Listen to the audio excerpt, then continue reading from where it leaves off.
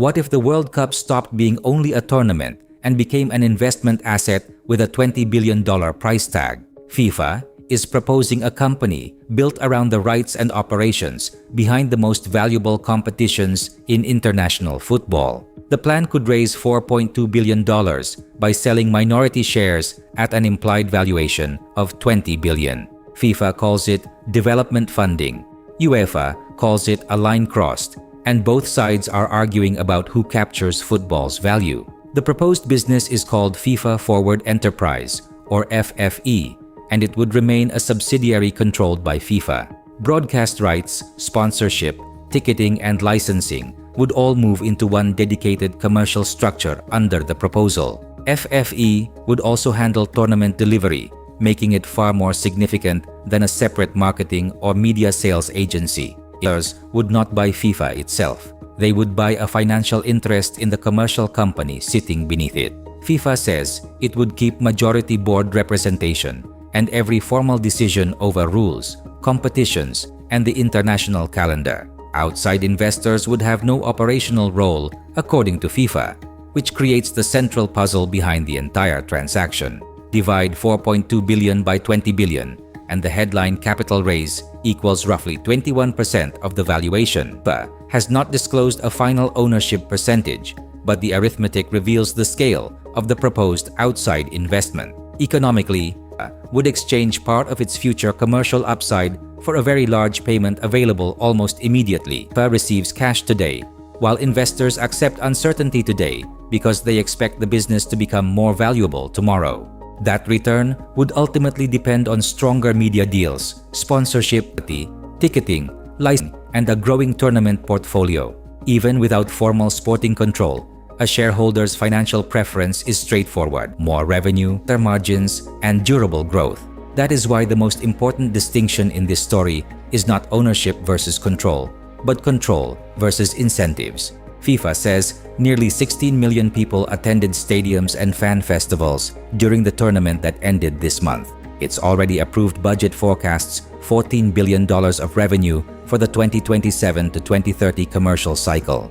That budget already included $2.7 billion for FIFA Forward, the organization's global development program. FFE is designed to push beyond that budget by turning the whole tournament portfolio into a more focused commercial engine. Men's, women's, and youth competitions create different audiences, sponsors, and media windows that can be packaged across the calendar.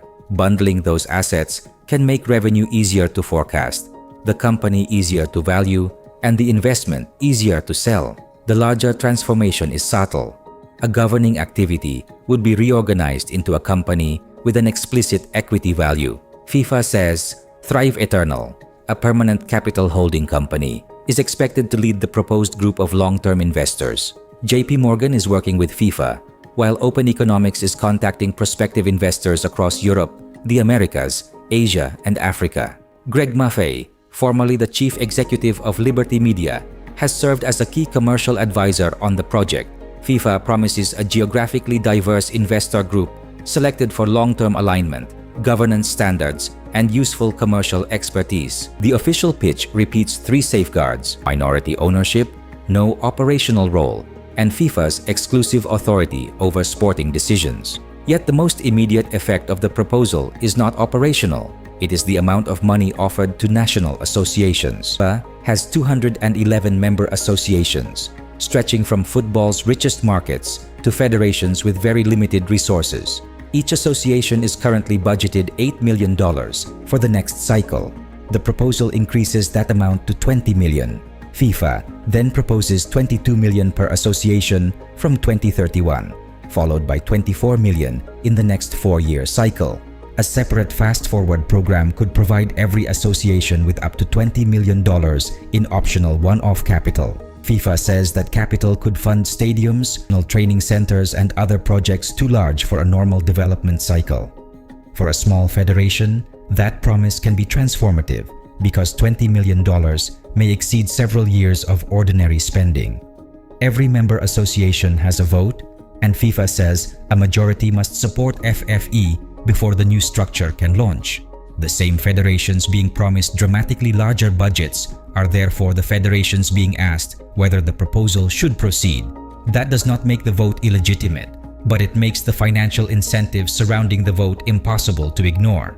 This is where a financing plan becomes a governance story, and where UEFA's unusually blunt opposition begins to make sense. UEFA's response was concise. None of us owns football, and the World Cup is not FIFA's to sell. It argued that football's identity and governance are not tradable assets, without clearer answers about who gains financially. FIFA answers that criticism by separating sporting authority above the line from commercial investment inside the subsidiary below it. But a company can shape incentives without writing the rules, simply by changing what commercial success looks like internally. Or sponsor inventory, hospitality, aggressive rights auctions, ticket tiers, and additional events are the obvious pressure points. None of those outcomes is guaranteed, but they are the commercial choices supporters should monitor if private shareholders arrive. The upside is real too.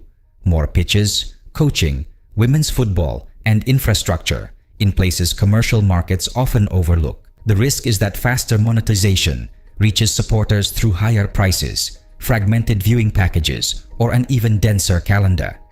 National associations gain resources, FIFA gains immediate capital, and investors gain a financial claim on the organization's commercial growth.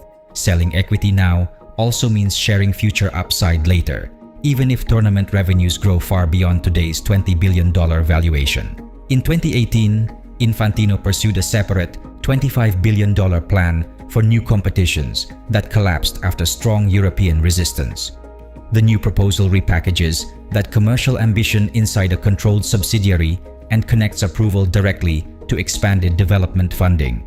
FFE remains a proposal under consultation, not a completed sale, and the final investor terms have not been published.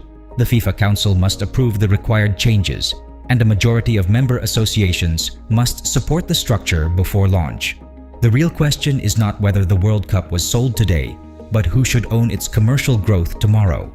If members approve FFE, football's biggest tournament will crown a champion, while its commercial engine also delivers returns to shareholders.